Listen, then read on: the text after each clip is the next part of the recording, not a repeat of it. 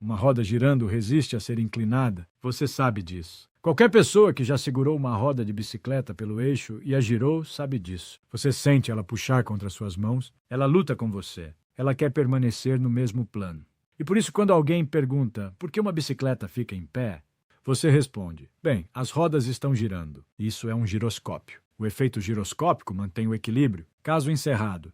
E você se sente bem com essa resposta. Sente que entende de física, porque a palavra giroscópio soa como física. Soa como se você tivesse explicado algo. E o mais bonito é que parece fazer sentido. Uma bicicleta parada cai, uma bicicleta em movimento fica em pé. O que mudou? As rodas estão girando. Pronto. Precessão giroscópica. Resolvido. Isso está completamente errado. E eu posso provar. Não errado de forma detalhista e chata, como um professor dizendo tecnicamente. Errado no sentido profundo. Errado no sentido de que, se você tirasse completamente o efeito giroscópico, uma bicicleta ainda ficaria em pé. Errado no sentido de que um grupo muito inteligente de engenheiros realmente construiu uma bicicleta assim, empurrou-a pelo corredor, deu um empurrão lateral e viu ela se recuperar sozinha. Sem giroscópio, sem piloto, sem truque. Apenas uma bicicleta que, segundo a teoria, não deveria funcionar e funcionou perfeitamente. Então, o que realmente a mantém em pé? Deixe-me te levar por isso da forma honesta, porque a resposta real é uma das coisas mais surpreendentes da mecânica clássica. E ela estava escondida bem debaixo do nosso nariz, entre nossas pernas, em toda a pedalada até o mercado, há cerca de 150 anos. Vamos começar com o que a história do giroscópio realmente afirma. Porque quero ser justo. As pessoas que acreditaram nisso não eram idiotas. Eram muito inteligentes. Alguns eram dos melhores físicos matemáticos da Alemanha. Um giroscópio é qualquer objeto que gira. Um peão, um volante, a própria Terra. Quando você gira algo, ele ganha o que chamamos de momento angular. O momento angular é um vetor que aponta ao longo do eixo de rotação. E ele não gosta de mudar de direção. Essa é a propriedade-chave. Você precisa aplicar um torque, uma força de torção, para mudar a direção desse vetor. E quando você faz isso, o objeto não inclina na direção em que você empurrou. Ele precessa. Ele vira de lado, no ventário do lugar onde você empurrou. Isso é real. É física sólida. Você pode demonstrar em 10 segundos com uma roda de bicicleta e um pedaço de barbante. A história diz o seguinte: quando uma bicicleta se inclina para a esquerda, a gravidade aplica um torque. Esse torque tenta tombar a roda dianteira giratória, mas como a roda é um giroscópio, ela não tomba. Em vez disso, ela precessa. E a direção dessa precessão acontece de ser exatamente a direção em que o guidão precisa virar. Ele direciona a roda dianteira para dentro da inclinação. A bicicleta curva para a esquerda. Esse movimento de curva gera o que você poderia chamar de empurrão centrífugo de volta para a direita. A bicicleta se endireita. Equilíbrio restaurado. E veja como muitas coisas parecem confirmar isso. Bicicleta parada, sem rodas girando, cai. Bicicleta em movimento, com rodas girando, fica em pé. Um monociclo é mais difícil de equilibrar que uma bicicleta. O que um monociclo tem? Uma roda menor com menos momento angular? Uma bicicleta infantil com rodas pequenas é mais difícil de andar que uma de adulto com rodas grandes. Mais momento angular, mais estabilidade, tudo se alinha. Se você é professor de física, essa é a explicação que você dá numa sexta-feira à tarde quando um aluno faz uma pergunta interessante e faltam 4 minutos para acabar a aula. É limpa, é elegante. Usa um conceito que os alunos acabaram de aprender e parece explicar as observações. O que mais você poderia querer? Vou te dizer o que mais você poderia querer que fosse verdade. Elegante, satisfatória, e cada passo da lógica está correto isoladamente. Cada peça é física real. O problema é que a história inteira, colocada junta, não é o motivo pelo qual a bicicleta fica em pé. O efeito giroscópico é uma força real. Ele contribui, mas é um contribuinte pequeno, muito menor do que as pessoas pensam, e você pode removê-lo completamente sem que a bicicleta note muito. Como sabemos, a primeira pista veio há quase 90 anos, embora tenha demorado décadas para alguém seguir adiante. Em 1910, 2 dos maiores matemáticos da Alemanha, Felix Klein e Arnold Sommerfeld, publicaram um tratado enorme sobre a teoria do giroscópio. Eles dedicaram uma sessão inteira à bicicleta, analisaram as equações de Whipple e concluíram que, sem o efeito giroscópico, uma bicicleta não poderia ser autoestável. E isso foi tomado como verdade por décadas. Até que David Jones, um químico britânico, decidiu construir uma bicicleta não pedalável. Em 1970, Jones publicou um artigo na Physics Today, um dos artigos mais divertidos que já li.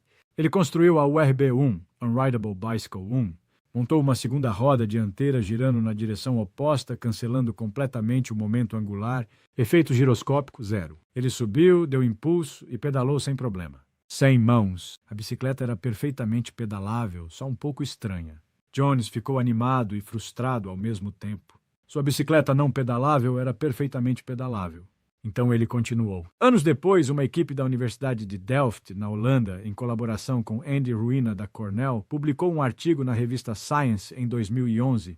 Eles construíram a TMS, Two Mass Skate Bicycle, rodas minúsculas, discos contrarrotantes para zerar o momento angular e geometria com trail negativo. Por toda a teoria tradicional, essa coisa não deveria funcionar. Eles a empurraram pelo corredor, ela se equilibrou, deram um empurrão lateral. Ela oscilou, se corrigiu e seguiu em frente. Acima de cerca de 8 km/h era confiavelmente autoestável. Eles mataram o giroscópio, mataram o trail, e ainda assim a bicicleta se equilibrava. Então, o que realmente mantém a bicicleta em pé? A resposta mais profunda é esta: uma bicicleta não é um objeto estático em equilíbrio. Ela é um sistema dinâmico em constante estado de queda e recuperação.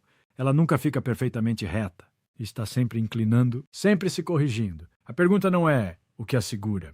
A pergunta é: o que faz a roda dianteira virar na direção da queda? Porque esse é o truque. Esse é o truque inteiro. Quando a bicicleta se inclina para uma esquerda, se a roda dianteira virar para uma esquerda, a bicicleta curva para uma esquerda e esse movimento de curva empurra o topo da bicicleta de volta para a direita. É o mesmo princípio de equilibrar uma vassoura na palma da mão. Você não segura a vassoura parada.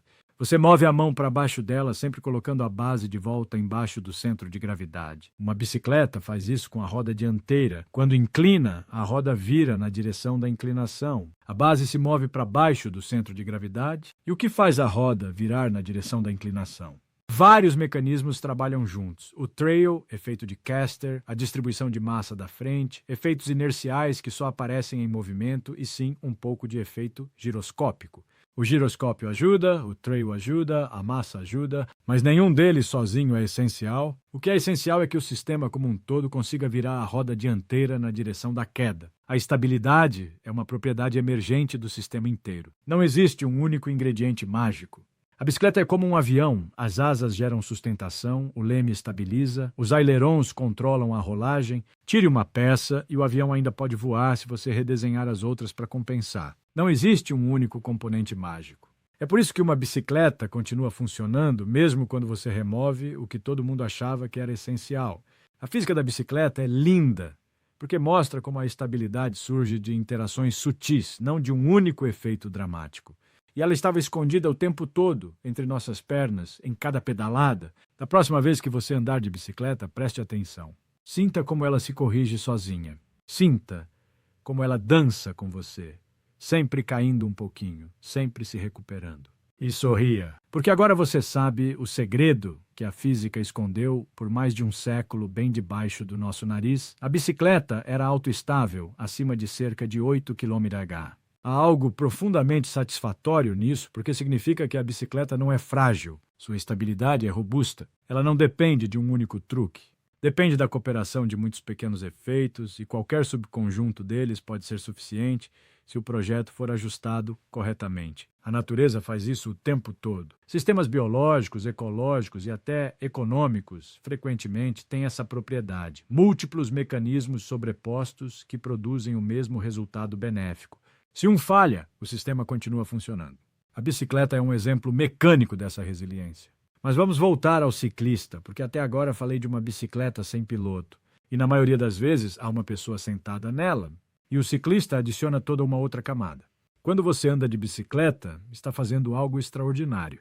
Seu cérebro processa dezenas de informações por segundo. O ângulo de inclinação, a velocidade de inclinação, a velocidade, a superfície da estrada, o vento. E seu cérebro envia torques precisos para o guidão que te mantém em pé. É um sistema de controle por realimentação de uma sofisticação notável. E aqui vai um fato que surpreende a maioria das pessoas. Você não direciona a bicicleta do jeito que pensa. Quando você quer virar para a esquerda, você não simplesmente vira o guidão para a esquerda. Primeiro você vira um pouco para a direita. Isso se chama contradireção, countersteering. Você empurra o guidão para a direita, o que move os pontos de contato para fora, debaixo de você para a direita, o que faz você inclinar para a esquerda. Uma vez inclinado para a esquerda, você vira o guidão para a esquerda e faz uma bela curva para a esquerda com a inclinação e a força centrípeta em perfeito equilíbrio. Todo ciclista faz isso. Todos! E quase ninguém sabe que está fazendo. Se você perguntar a 100 ciclistas para qual lado você vira o guidão para ir à esquerda, 99 vão dizer para a esquerda. Estarão errados. A entrada inicial é para a direita. É tão rápido e sutil que a mente consciente nem percebe, mas está lá. Se você colocar sensores de torque precisos no guidão, consegue medir. O torque inicial é sempre oposto à direção da curva. Sempre. Você pode provar isso para si mesmo. Encontre uma estrada tranquila, ande numa velocidade confortável e, em vez de pensar para onde quer ir, preste atenção no que suas mãos estão fazendo. Ou melhor ainda, não pense em nada, apenas pedale. Depois, tente lembrar o que sentiu. Você vai perceber que para virar à esquerda, você empurrou levemente o punho esquerdo, o que empurrou a roda dianteira para a direita. A roda foi para a direita, a bike inclinou para a esquerda e então você virou para a esquerda para acompanhar a inclinação. Os pilotos de motocicleta sabem disso explicitamente. Nos cursos de segurança, eles ensinam a contradireção como habilidade fundamental, porque em alta velocidade, numa máquina pesada, é importante fazer de forma consciente. Empurre para a direita, vá para a direita, é o que eles repetem. Soa ao contrário. Funciona perfeitamente. Porque o que você está fazendo não é virar, você está caindo. Você está induzindo deliberadamente uma queda controlada na direção que quer ir e depois assegurando com uma curva. Um engenheiro escocês chamado William Rankine descreveu esse fenômeno já em 1869. Isso não é física nova. Mas, de alguma forma, continua sendo um dos fatos menos apreciados sobre uma das máquinas mais comuns da Terra. Por que a contradireção funciona? É exatamente o mesmo princípio que estamos discutindo.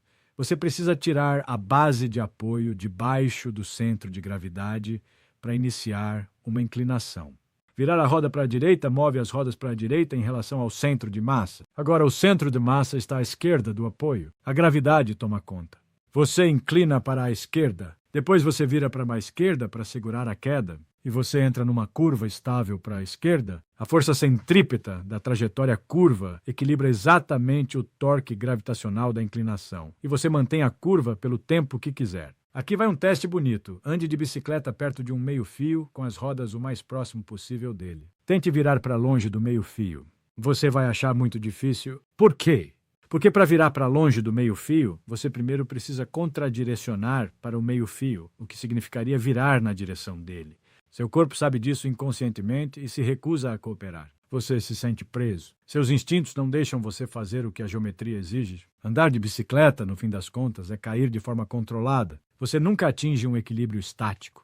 Você está numa conversa constante com a gravidade e seus comandos no guidão são a linguagem dessa conversa. Inclina, vira, recupera, centenas de vezes por minuto, abaixo do limiar da consciência. Seu corpo aprendeu esse diálogo quando você tinha 5 ou 6 anos, pedalando torto na garagem com um pai correndo atrás e nunca esqueceu. O que seu corpo aprendeu naquele dia não foi como se equilibrar, foi como cair corretamente. Deixe-me aprofundar mais um nível, porque quero que você saia com uma compreensão mais afiada do que apenas é complicado. Existe um conceito lindo enterrado nas equações que acho que vale a pena destacar. A estabilidade de uma bicicleta depende de um acoplamento entre 2 tipos de movimento, inclinação e direção. A bicicleta tem, basicamente, 2 graus de liberdade importantes. Pode inclinar, tombar para o lado, e a frente pode virar, girar em torno do eixo de direção. Esses 2 movimentos não são independentes. Eles estão acoplados. Quando a bike inclina, surgem forças que a fazem virar. Quando ela vira, surgem forças que mudam a inclinação. Esse acoplamento, essa conversa entre inclinação e direção, é o coração da estabilidade da bicicleta. Se o acoplamento funciona do jeito certo, uma inclinação para a esquerda produz uma virada para a esquerda, que produz uma correção, que endireita a bike, o sistema se autocorrige. Todos os mecanismos que discutimos,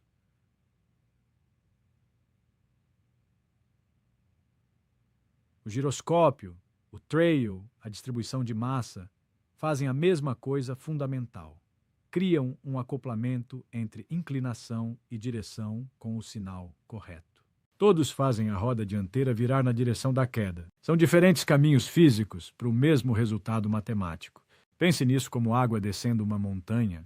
Há muitos caminhos que a água pode tomar, por um vale, como uma cachoeira, infiltrando-se na rocha. Os caminhos são diferentes, os mecanismos são diferentes, mas o princípio que impulsiona é o mesmo. A gravidade puxa a água para baixo. Da mesma forma, o efeito giroscópico, o trail e a distribuição de massa são diferentes canais para produzir o mesmo acoplamento crucial, inclinação, direção. E se você bloquear um canal, a água encontra outro. Foi isso que confundiu as pessoas por tanto tempo. Se você cancela o efeito giroscópico numa bicicleta normal, ela ainda funciona, e as pessoas concluíam que o giroscópio não importa. Depois diziam que o trail devia ser a razão. Mas cancele o trail numa bicicleta normal e ela ainda funciona, porque o giroscópio assume o papel. Cada mecanismo, testado isoladamente, parecia desnecessário. E a partir disso, as pessoas tiraram a conclusão errada, que um dos outros era o verdadeiro responsável. O que deveriam ter concluído é que múltiplos mecanismos podem cada um carregar o peso sozinho, o que significa que nenhum deles é essencial. É como uma mesa de 3 pernas. Tire uma e a mesa cai. Mas uma bicicleta não é uma mesa de 3 pernas. É mais como uma mesa com 6 pernas. Tire qualquer uma e ela ainda fica em pé. Tire 2 e ainda fica em pé, talvez com um balanço. Você precisa remover várias de uma vez antes que ela tombe. E mesmo assim, se redistribuir o peso com cuidado, às vezes você consegue se virar com apenas 1 ou 2 pernas nos lugares certos. Foi exatamente isso que a equipe de Delft mostrou. Eles removeram 2 mecanismos principais e compensaram com um terceiro. E a mesa ficou em pé. É por isso que o problema da bicicleta foi tão difícil de resolver. As pessoas ficavam procurando o mecanismo, a causa singular, a explicação única, mas a bicicleta não tem uma causa única. Ela tem uma família de mecanismos que contribuem em proporções variáveis, dependendo do projeto específico. E o elegante, a coisa que as equações de Whipple capturam, é que todos esses mecanismos entram no mesmo pequeno conjunto de equações. Todos aparecem como termos na mesma expressão matemática. E é o efeito total, a soma de todos os termos, que determina se a bike é estável. Para uma bicicleta convencional, com todas as características usuais, sempre existe uma faixa de velocidades em que ela é autoestável. Os primeiros projetistas de bicicletas não precisavam das equações de Whipple. Eles não precisavam de análise de autovalores, eles só continuavam construindo bicicletas, pedalando, ajustando a geometria até que parecesse certa. E a sabedoria acumulada de 1 milhão de pequenos ajustes convergiu para um projeto que, na verdade, era uma máquina dinamicamente sofisticada. A natureza faz isso também. A evolução não resolve equações diferenciais, ela experimenta. Mantém o que funciona e, ao longo de milhões de anos, converge para soluções que qualquer engenheiro admiraria. A bicicleta foi evoluída, não projetada, e a física que faz ela funcionar foi descoberta muito depois que a máquina já estava aperfeiçoada. Por mais de 100 anos, físicos e engenheiros discutiram sobre a bicicleta. O time do giroscópio dizia que era a roda girando. O time do trail dizia que era a geometria do caster. Publicavam artigos, construíam modelos, discutiam em conferências, e cada lado tinha evidências genuínas para sua posição. Ninguém estava mentindo. O erro era mais sutil. A suposição de que tinha que haver uma única resposta. Isso acontece na ciência com mais frequência do que gostamos de admitir. Somos treinados para procurar causas singulares, uma entrada, uma saída. Isso causou aquilo. E muitas vezes é assim que a natureza funciona. Mas às vezes a natureza trabalha de forma diferente. Às vezes um fenômeno não é causado por uma coisa. É causado pela cooperação de muitas coisas, nenhuma suficiente sozinha, e qualquer subconjunto das quais pode ser suficiente se as proporções estiverem ajustadas. A estabilidade da bicicleta é assim, é um efeito cooperativo. E o erro que todo mundo cometeu por 100 anos foi procurar um herói quando a história real era sobre o conjunto. Acho que há uma lição aqui para como pensamos sobre todo tipo de problema complexo. Quando você se vê numa discussão sobre se a resposta é A ou B, considere a possibilidade de que a resposta é A e B e C em proporções que dependem de circunstâncias que ninguém mediu ainda. Isso não é fuga, é frequentemente como a natureza funciona.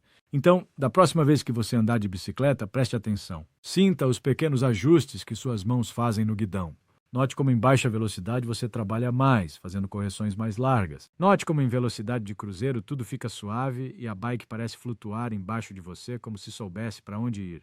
Essa transição, esse momento em que as correções ficam menores e a pedalada fica mais fácil, é o momento em que os autovalores cruzam de positivos para negativos. É o modo de Weave se estabilizando. É um sistema dinâmico, de quarta ordem, encontrando seu equilíbrio bem debaixo de você, entre suas pernas, te levando para o trabalho, para o parque ou para onde você estiver indo. Você está sentindo matemática. E se puder, experimente isto, numa velocidade moderada, numa estrada tranquila e vazia, solte suavemente o guidão, observe a roda dianteira. Você vai ver ela fazer pequenas oscilações esquerda, direita, quase imperceptíveis, talvez alguns milímetros de movimento. É a bicicleta se guiando sozinha.